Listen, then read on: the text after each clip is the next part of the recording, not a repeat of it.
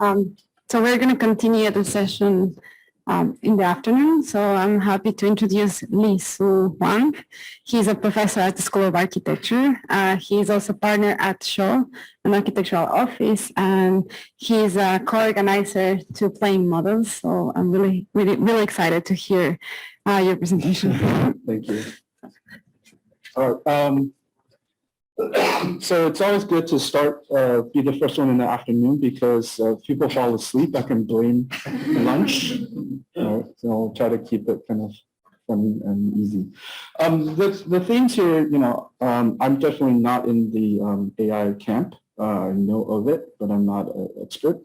So I kind of maybe follow somewhere in between architecture and storytelling. And just a little context, at UF, I am a assistant instructional professor, meaning that I'm primarily on the teaching side. And so about half of the projects you see here are going to be more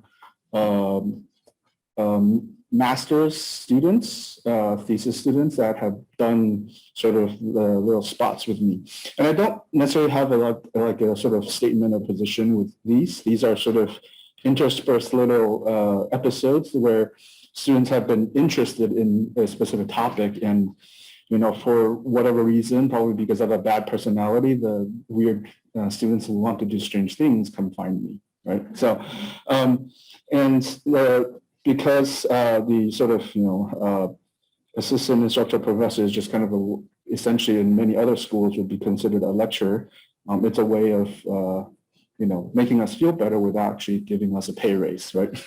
Just funny. But, and so there's sort of that, and I think sort of a broader theme that may come out in a lot of these projects in terms of what we are kind of interested in. So one of the things I kind of start with many of my students when I teach digital media is this, right? Bill Mitchell of MIT Media Lab said architects tend to draw what they can build and build what they can draw. This is just kind of a beginning of thinking about this. And of course, as a sort of side kind of conversation, so this is the captions are blocking it, but this is the HGU 55P helmet fitted with the hybrid optical-based inertial tracker, the Hobbit, something with the military and their acronyms. This is the augmented reality helmet used by the A-10 Warthog, which is one of the US's ground-based attack planes, right? And it sort of has a sort of I love it because it has a sort of cybernetic quality to it. And that it's very important to them because they've invested millions and millions of dollars into these augmented helmet displays. I think this goes into kind of the importance of, or there's a distinction, I think, that we often talk to students about looking versus seeing, where look is a sort of more of a physical thing where you look at something, but seeing is really kind of more understanding. And that's why I think we're so interested in a lot of these sorts of technologies because they expose the data, right? They expose the underbelly and the sort of makings of things overlaid in sort of reality. So, of course, we know, kind of the camera obscura, and architects have always been kind of obsessed with different ways of seeing, right? Different ways of thinking about things, and this is the kind of mode in which we kind of think or operate.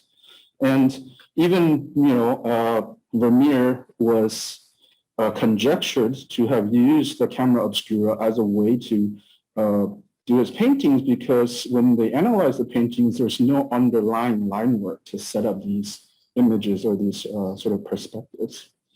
Now, even recently, we've seen firms like Shop Architects in New York do this camera obscura project at Mitchell Park in New York, where even something as a sort of mode of seeing that as old as this, right? As a sort of modern interpretation. And we love the sort of industrial grade joystick here on the lower left, right? Where sort of gamification and so the periscope rotates by itself. It looks like kind of one of those like nuclear missile launchers somehow. interestingly enough, and this is kind of linked to what the students were doing a little bit, is that you kind of see here an early, well, this is the Oculus Rift CV1 and gravity sketch, right, where they're kind of using it as a way, you're writing it on the left, using it as a way to kind of explore, right? Now, I don't think in this specific case, they really use it as a design tool. Right now, it's just going to be used as a presentation tool. So he kind of tries to set it on the floor, on the table, and then use a sort of section plane to cut through, manipulates the section plane. Eventually, he kind of scales the different layer elements, right, to kind of blow it apart, right? But this is sort of also, again, right, a kind of way to see.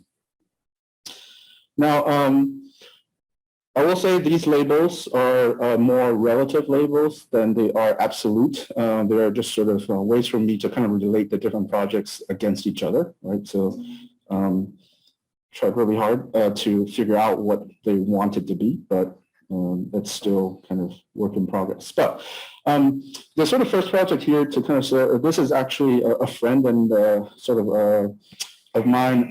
This is Kenneth Tracy and Christine Yodiaman. Kenneth is actually a UF graduate. He's currently at SUTD, Singapore University of Technology and Design. And this is one of their projects that earlier projects that kind of really looked at the sort of interpreting reality in a way. So these are actually parabolic mirrors that focus light onto the ends of a fiber optic, right, strand that is then brought into the inside. And so this is a detail of the outside sort of light collectors that are focusing that light, these are, right, photons, traveling through the fiber optics to onto the inside of this space with a almost like pixelated kind of reinterpretation of the outside, the light qualities on the outside. And what I kind of really like about this is that the sort of reframing and almost like physical processing, right, of the outside light condition into the inside, but then also kind of reformatting it almost, right, where the sort of loom, idea of the loom and these light collecting pixels are reframed into different formats as well, right? And this kind of way, essentially, of almost abstracting, but also kind of seeing the world, right, in a different way, connecting the sort of inside and outside. Now, we saw actually, right, yesterday with O'Neill's presentation, and he will be, I don't think he's on a Zoom right now, but he will be appalled to that I show you this, because this is how he turned in his MRP, his thesis project to me. If you remember recordable CD-ROMs, and literally it says MRP game, right? So this was in 2011. He did his project in Unreal Engine 3. And let me turn down the volume, otherwise it's going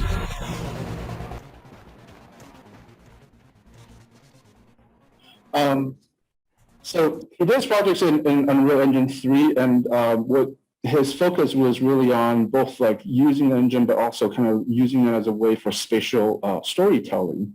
And I think I use this as a first example because I think this is commonly how our master's students start out, is that these are, we kind of think about these as just like the beginnings of a larger trajectory, right? These are typically kind of, it's definitely a sort of year-long project, but it's really, the sort of focused work and output is about 3 months, right? So it's not a super long time frame in terms of in-depth research, but oftentimes these become research interests, or basically interests that kind of drive them for quite some time.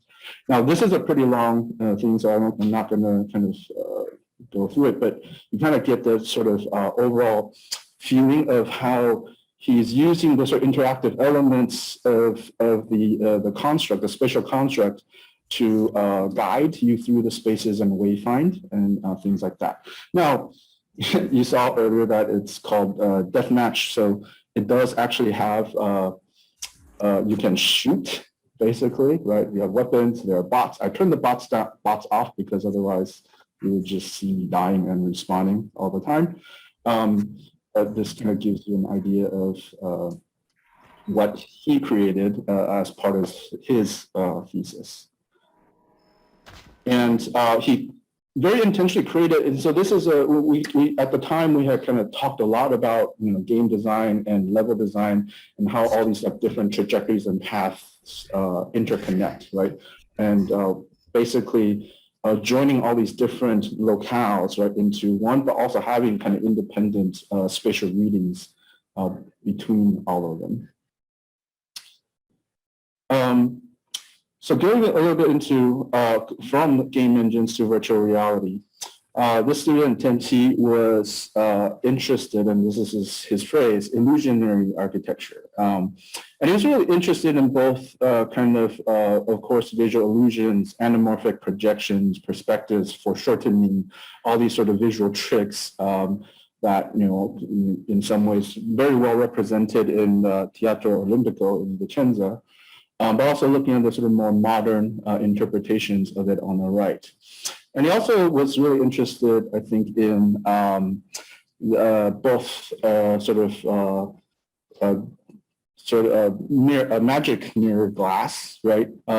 As well as, I think a lot of this comes from this artist, Larry Bell, who has these vacuum plated glass, right, that go transition in a gradient from reflective to transparent, right? And this is actually my photo that's me in the middle, sort of disappearing between them.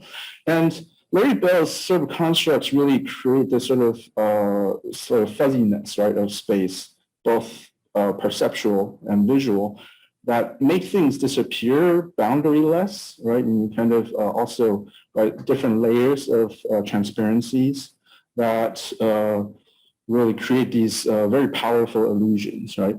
Now, in his case, he was using several different tactics that both in terms of the shape of the space, the outlines of the space, as a sort of hypothetical site, he cited it in Yosemite Park. But these are sort of spatial configurations with the sort of mirror glass as a material, right? And he wanted to kind of use these to test and try out different sort of optical illusions that the space can provide. Now, there's a big discussion about, well, how do you validate this? And I think eventually, of course, these are sort of normal renderings, right? But eventually what he did was that he rendered them in high quality in V-Ray as 360-degree renders, and we essentially used virtual reality as a way to look at it. And one of his goals was to actually kind of arrange these reflective geometries as a way to bring in the landscape, but also fragment it and make it kind of extended, right, in different ways into the interiors. And or I think in a different situation, make spaces sort of disappear because of the shape and what you kind of perceive, right, to have a vanishing point, but really the space opens up into the other side and sort of things like that. And so this is obviously a kind of 360 render map. And he did a sort of series of these as a way to kind of validate it and present it. Now, in the sort of traditional pipeline, we sort of model, we import it into a game engine, and then it gets sort of exported into, or it gets displayed on a HMD like the Oculus. I think, of course, we are always very concerned with the design feedback loop and how these feedback loops operate. And the sort of ideal is to be able to combine all these things, right, and be able to interact with it in real time. Of course, this is kind of part of the experiments we're running with the workshop and Gravity Sketch, is to kind of test and see, right, how virtual reality modeling can work for us as a profession. And some of the experiments that you see outside in the gallery that the students are kind of testing out, right, or playing with. Right? Now, on the sort of other hand, and these are just some screenshots from that. On the other hand, this is a student who, instead of, at least at first, instead of going into the sort of game engine side, this was maybe 2015, Kim Seung-Yoon, who actually was my first Silly Lab student down here. Again, we're looking at a little bit the history, but I think what we realized is that the right now, right, and it's still kind of being solved, is the problem with a lot of VR is really the interface. And I think earlier we had heard, right, like it's not really the sort of visual aspect, but it's the body, right? It's the body being disconnected from visual, not having the haptic feedback and things like that. Now, so this was a kind of early challenge for Kim, at least in terms of what he was wanting or trying to do. And eventually what he did, at least, is to, he created a plugin for Rhino, and this was Rhino 5 at the time. He created a plugin for Rhino that worked both with the Xbox controller and the SMEO armband on the lower right. That was able, this is before, very good, let's say, hand tracking, that was able to kind of detect certain basic hand gestures. So this is the app that he put together, and I'm going to go through these fairly quickly for it to get to. And so he also integrated a very basic voice controls as part of the interface. So you could kind of speak basic, let's say, Rhino commands like box, right? And it would initiate the box command.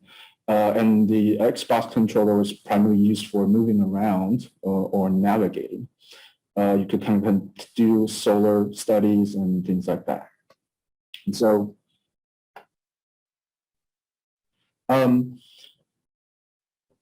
so this is a sort of a demo, right? And all this was actually developed on the Oculus DK2, right? Which is before they actually put out the first commercial version of the Oculus in 2016 or so, right? And these are just sort of scenarios that were sort of tested out, right? There's a sort of radial array of like basic functions, right? Really kind of exploring the interface and how you might, for example, try to, right, model sort of in context. And this is the sort of example of the sort of sun studies or shading studies, not, right?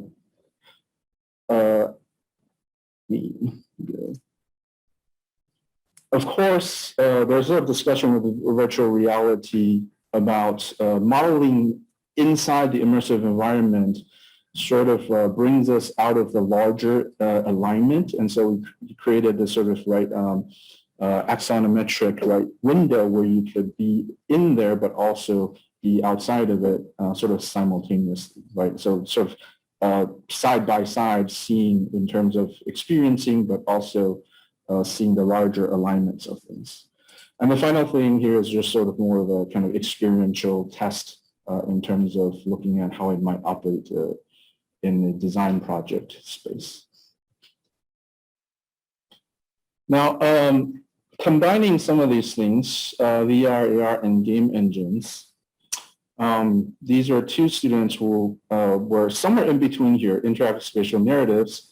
Of course, you kind of remember some of the, like this is Disney Quest, sort of ridiculousness of how these like early head-mounted displays had to be hung and supported, right?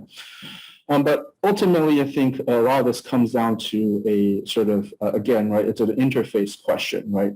And very specific to this project, which in their case was they were using the HTC Vive. The Vive tracker on the lower right was instrumental to their project because they needed sort of very accurate spatial tracking of physical elements, similar to kind of what O'Neill showed yesterday at the end. In this case, they're using on Unreal Engine 4, UE4. They wanted to create some, right, almost like movie storyboarding different scenarios. So these are desert scenarios, water scenarios. I really like the sort of floating rock scenario, and somehow the sort of fire or foundry, right? These are kind of different spatial scenarios that they wanted to link together somehow and kind of tell a story with. And for them, it's actually really kind of almost like making a sort of puzzle game of sorts.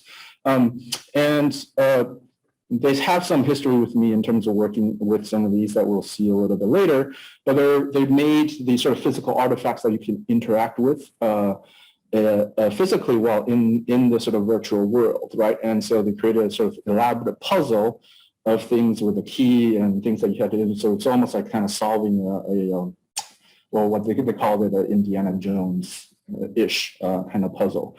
And these are all kind of linked into the system through Arduino microcontrollers and linked with the Unreal Engine for feedback and sort of output, right? So these are just some artifacts of that.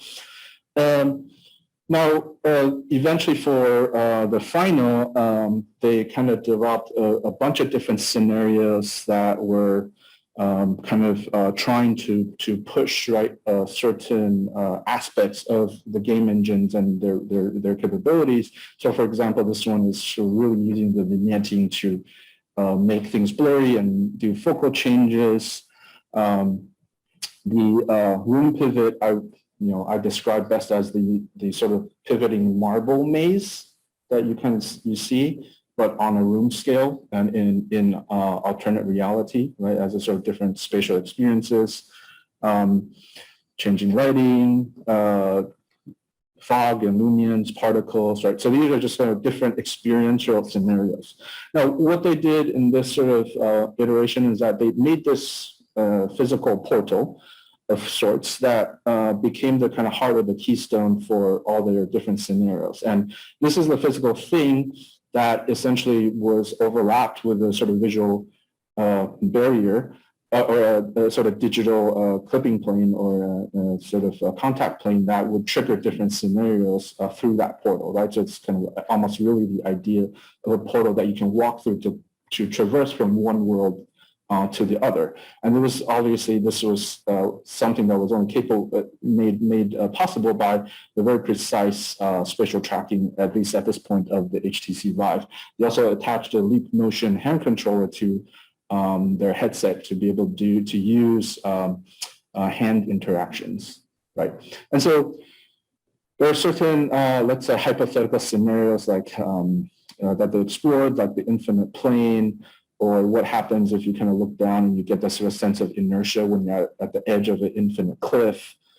Basically kind of really trying to play with human perception and the sort of almost like the dissonance between what you're seeing in VR or AR and kind of the feedback that you're getting from your body, right? And so these are just sort of different things that they tried out as part of these experiments. Now, the sort of funniest thing is that these were all kind of installed in our gallery, which is our kind of primary view space. So a lot of these scenarios were designed almost like for that space. And so they had this sort of water painting that if you touched, it would animate water flowing out and start filling the room like you were drowning, or you would have the sort of fire painting that if you activated, it would start to fill your sort of field of vision with fog. So these were their kind of experiments. And then this was actually just earlier this year. This is a sidebar projected reality that if you ever get a chance to go to Tokyo, this Digital Art Museum Team Lab Borderless is an amazing sort of series of interactive digital artworks. But this student, Adriana, was really interested in projection mapping in particular, right? But more in the context generally of color and sometimes texture, right?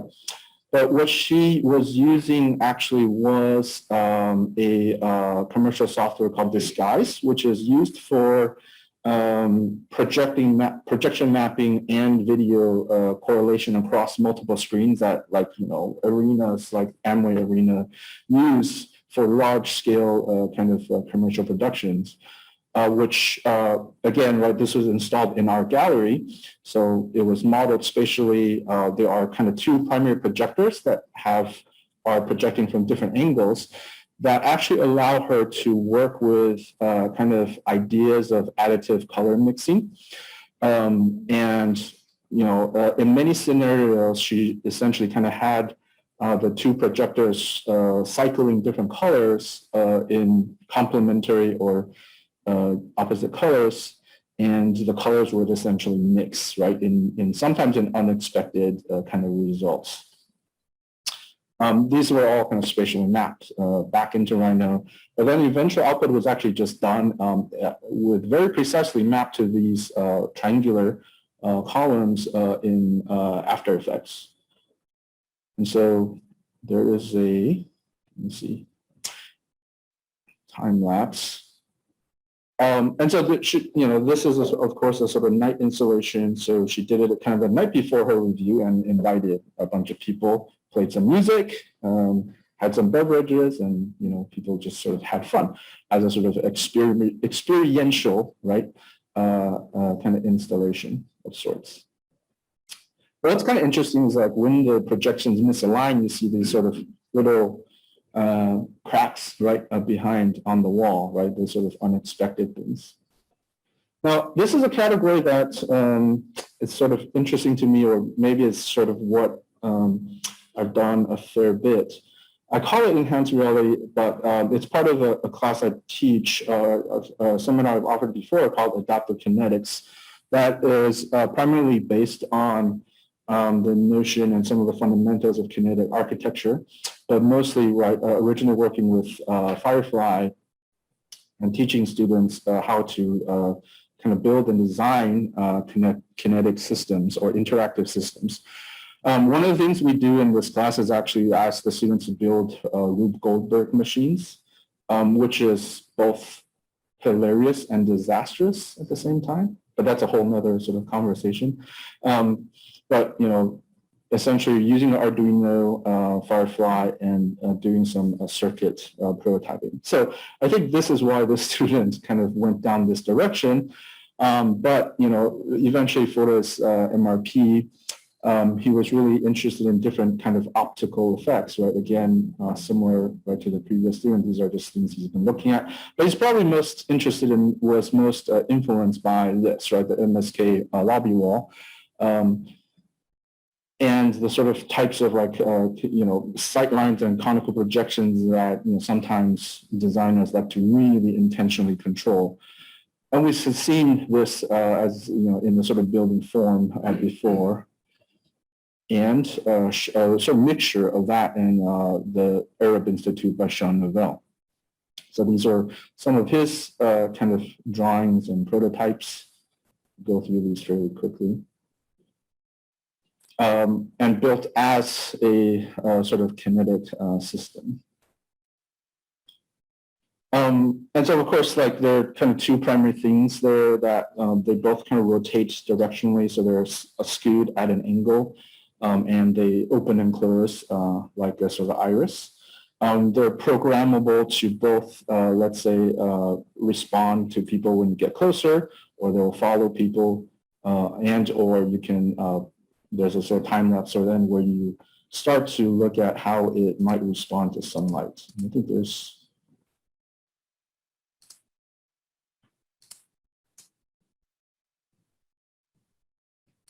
something like that, yeah. Longer time lapse. There's some kind of details of the kind of very classical mechanical workings, right, of such a construct. Now, of course, he imagines this like this, and it's one of those things where, oh, it's kind of creepy to have, I don't know, 50 eyes like following you around in a space, but he was okay with it, so it must be fine. These were actually two undergraduate students in their 4th year who took a seminar, and kind of what they created. This is Liene Ruiz and Dionisia Ikilumpa, who created this kind of adaptive hanging installation with just several servo motors and a bunch of hanging Christmas ornaments that were on sale. And of course, you can see them. It's a sort of like translation of direct force, right? So of course, they had a lot of sort of hanging balls, and they couldn't. It was sort of both financially impossible to have each one actuated. So what they did is that they kind of transferred that force through the sort of fabric, right? And I think it created a sort of beautiful effect that has to do with the sort of tension and the physics of the reality. Now, I think these were all kind of things that the students did that became extensions of my own work that we did. This is a project that's very near and dear to my heart. It was installed at the Radcliffe Institute for Advanced Study at Harvard campus for 2 years. These are kind of landscape competitions they do on a cycling basis. So none of the installations are permanent. But the storytelling aspect of this is really kind of trying to reinterpret the idea of wheat fields in both kind of motion, physical motion, but also digital, right? Here are some video or some glamour shots, so landscape installation.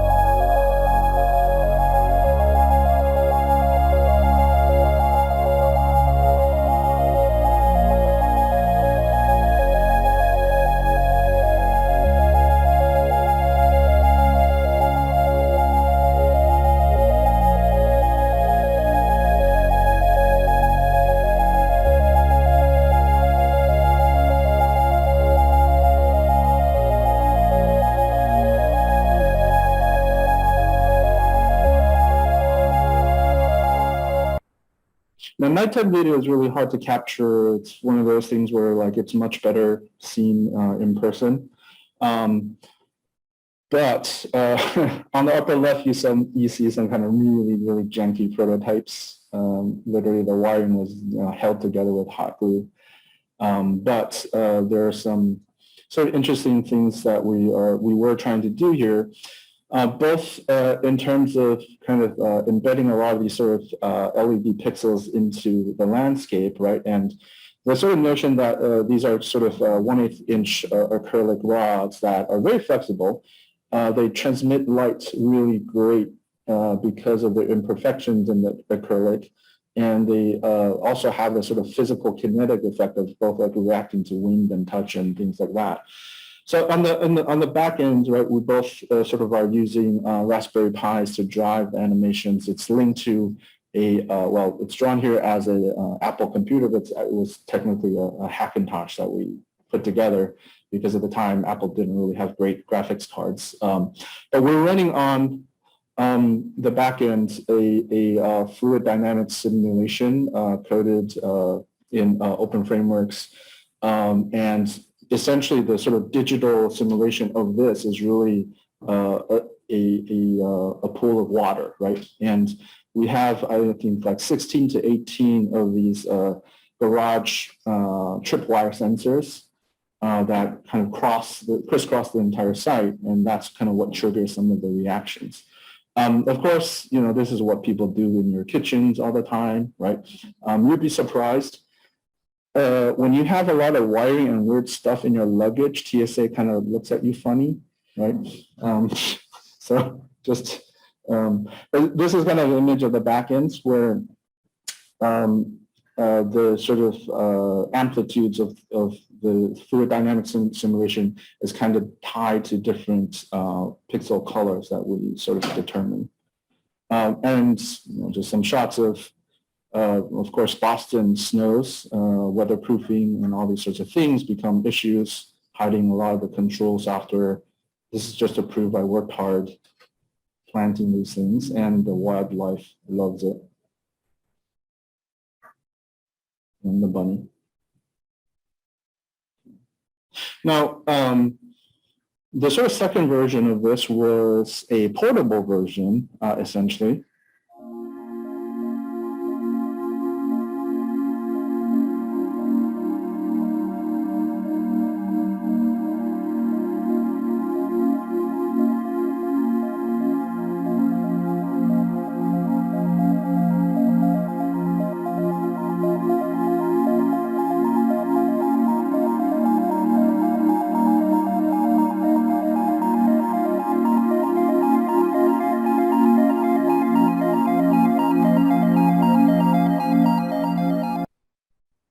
So this was a portable version that was actually done for two different sites simultaneously. It was installed at the 2015 Acadia in Cincinnati in the Peter Eisenman building.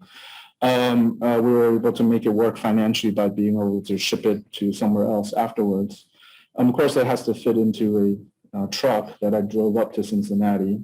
It's like a 12-hour drive. And so we had to break it up into a lot of smaller elements. These are two students who were helping with some of the fabrication, just really weird, and coding it. There's also some kind of smaller details that were kind of milled into the overall pattern, as well as weatherproof boxing. You can kind of see how things are wired together here on the back. And we're joking that we were making superstar destroyers here just because of the geometry. But this is it installed in a sort of more sterile, right, gallery kind of context. But eventually this was disassembled, shipped out, or driven out to Washington, D.C. To be installed as part of the Glow Lighting Festival. And so for this version, what we used was actually an infrared camera. That is sort of installed in an overhead position. And because of that, you have much more better rapid response. And this is the view from the camera and the sort of resighting of the installation and a new improved back end. And so I think on the edges, what you see is these turbulence generators. One of the things that both of these things have is actually there's a sort of background ambient animation that's linked to weather, wind speed, so temperature, wind speed, and humidity that controls the sort of background image animation. And then when people come to interact with the sort of installation, then it reacts in a different way. So, of course, we had to, as part of this, we had to do an artist talk, and this is kind of where I discovered that, similar to what was mentioned earlier, architects talk very differently from artists. And the public was like, so what's your personal story or narrative? And we were like, oh, you're not interested in this cool tech, right? Like that's the disconnect was interesting, but that's where we learned, oh, we have to speak a very slightly different language. But seeing people interact with these were super interesting, and you just spend a lot of time hanging out around them and listen to people's theories. There are people who are like, oh, this is some weird new Google tech that they're using the satellites to do. And we're like, no, not really. But it's always fun.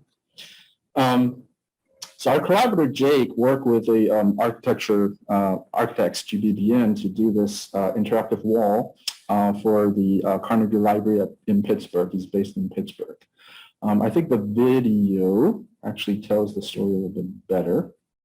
So like he's using similar, basically the same framework that we developed for our previous work, but look here more in the vertical installation. There are sort of generative, let's say, agitators that kind of spread throughout. I don't know why the sound is doing this, but we also, again, right, the same thing, we're linking it to wind speed. So you can see him actually blow into the windmill and the light playing actually back inputs, as well as sound here as well. So this programming kind of feeds into our next project that we collaborated on. This was also in Washington, D.C. for a different year. for the same light art festival. This was an installation that's more about sound, really. And so there is a sort of large landscape speaker as well as, these kind of AC conduits that we use as stacks. And we kind of compared it to some of the industrial landscape behind it. And the entire thing was wrapped in boat wrap, which is maybe a very Florida thing. And a sound synthesizer in the background. That is, there are 4 pickup microphones embedded in the structure that take human sounds and input. There's a background sound that is so very strangely specific. Let me see if you can hear it.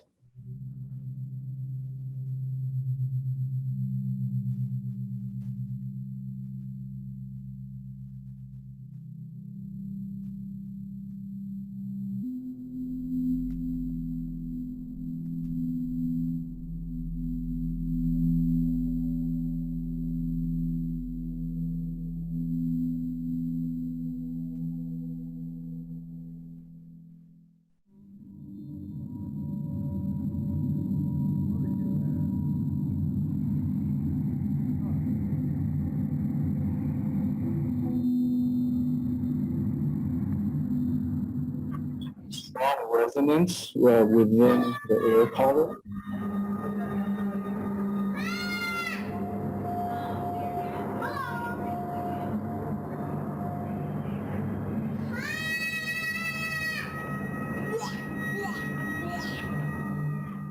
Neighbors hated us.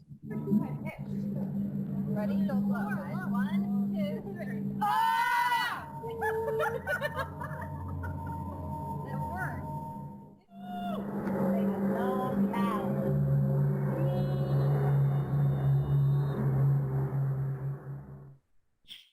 So the background sound for that is a very weirdly severe thing. It's a sort of field recording of snowfall falling in a field in Estonia, mixed with Gregorian chants. Don't ask me why, it just felt right? And what it does in real time is that the pickup microphones fold the sort of sounds that the visitors use into the entire thing and basically re-outputs it as a sort of synthesizer. These are just some messy kind of in-progress shots. I still have this giant torch, which is used for wrapping boats. If you're interested, or you're interested in some barbecue. But very similar back end. I'll probably go through this one a little bit quicker because this is more fabrication and geometry, but it's a sort of hybrid of Buckminster Fuller's flat-eye dome and Ron Wish's origami tessellations. But in a sort of fabrication sense, these are essentially origami modules that tessellate, but also we can control how the sort of openness and the geometry of them. But we implement a very similar sort of reaction system, just more at the interior room sort of scale.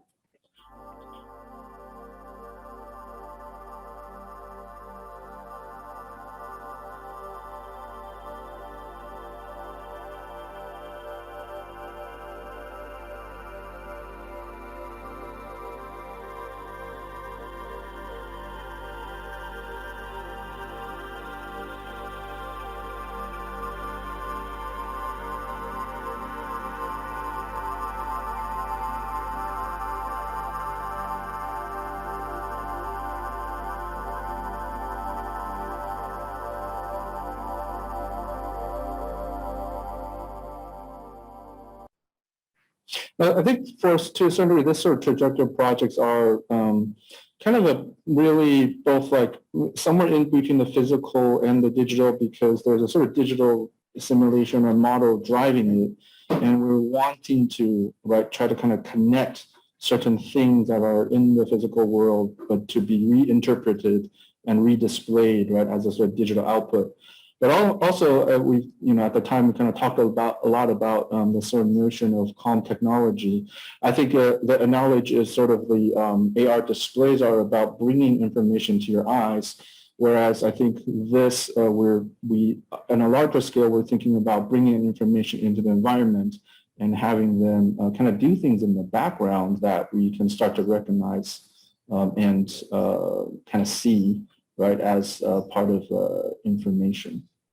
Now, finally, I'm kind of returning to, I guess, what we call physical reality, something that is more recent that we're working with, both following kind of a lot of lineage of projects that use bent tubes. Many architects, and actually Jason Kelly Johnson of Future Form Labs, Future Form Labs was the one who actually taught me a lot of the sort of Arduino stuff that I know. But a lot of this work, I think, requires a lot, sometimes heroic effort, both in terms of the jigs and false work and things like that, right? Actually, perhaps Professor LA.S.S.A remembers this from 2007 with Professor Dillenberger. In this case, this was, and actually just realized that 3 days ago that, but these were rotary draw CNC industrial machines, right, that they use to kind of do some of these explorations. Now, University of Michigan has also done a fair amount of rod bending. These are sort of solid core rods, as well as Maria Smigielska with this project, right? Now, a lot of these kind of have commonalities in terms of how they connect or they're welded, and we're interested. The sort of beginnings of this was sort of actually my design partner was looking at the sort of nomadic design build Studio 4 Dubai, where they had nomadic tribes that were kind of looking at the idea of deployable, right, shelters. But really old robots, nothing fancy in terms of the setup. And what we had essentially is just very simple, right? Sort of pneumatic grippers and a turntable. Of course, kind of in this case using KUKA PRC to both simulate, we take geometry, sort of parse it, parse it into KUKA PRC code that the robot uses for the fabrication. Some material screen back calibration, and I think what we ended up with was a workflow that is angularly accurate to about 0.25 degrees generally. And we're able to basically kind of fabricate these sort of curves in space, right? And as part of this just kind of trying to test it, of course, this is the finished product that became a coffee table. It's actually quite dynamic because all the segments still rotate and it finds its own equilibrium in this case. Right? Now, of course, we want to make our life harder than usual. So we start to look at more complex weaving and methods. And so this is the same idea with two independent loops, right? So instead of one loop, there are two, and they're kind of folded and just kind of reconfigured to weave in and out of each other like that. So the green pipes are one loop and the yellow pipes are another loop. They're all continuous curves. This was displayed at the RAC Fine Arts Festival and won the Best Sculpture Award for that year.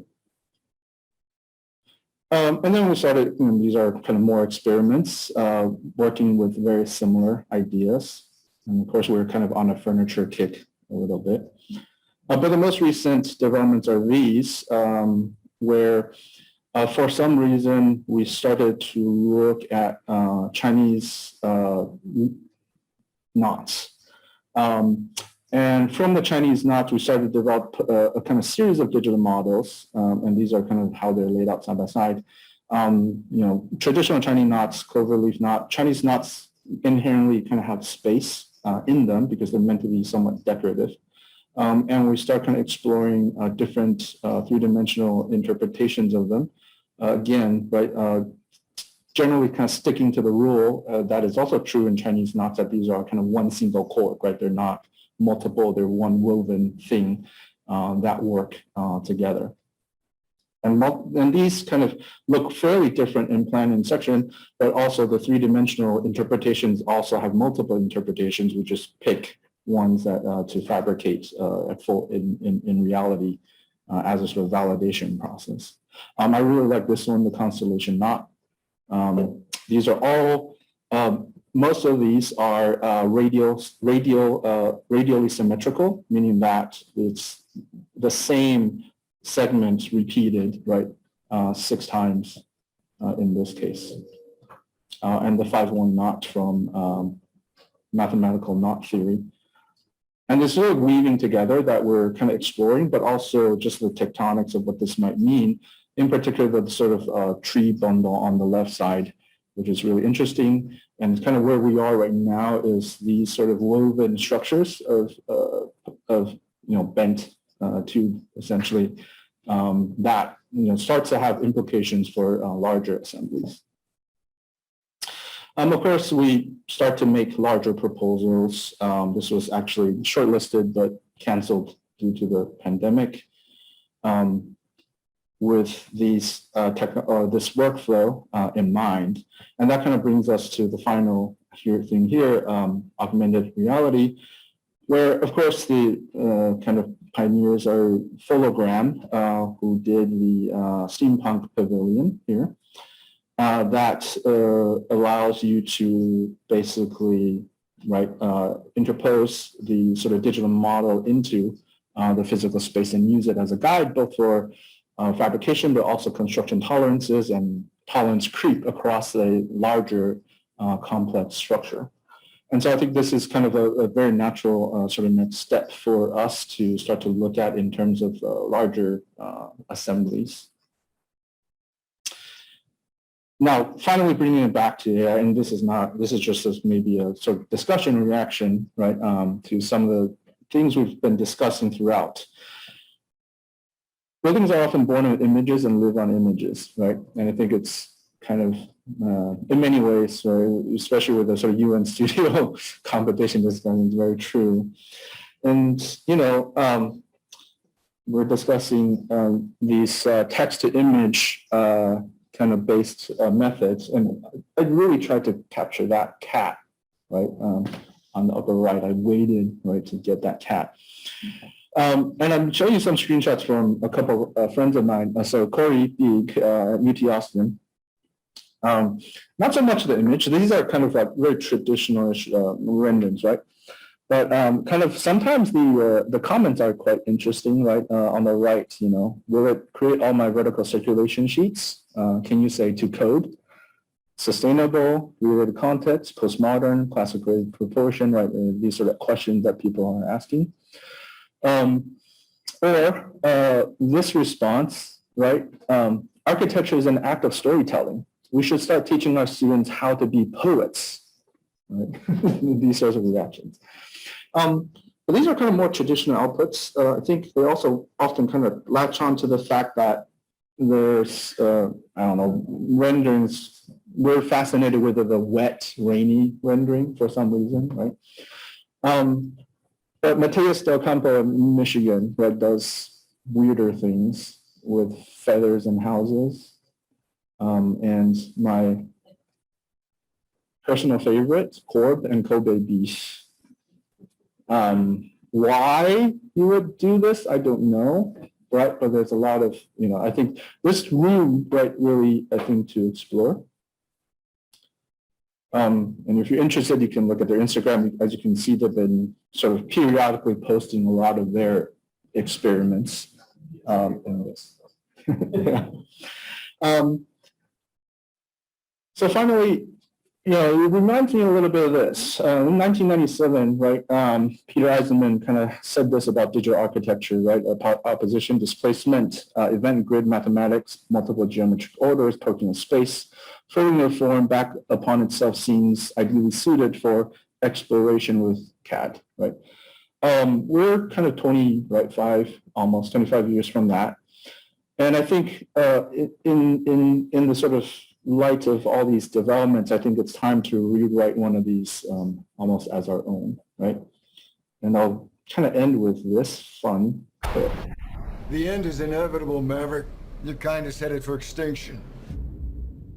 Maybe so, sir. But not today.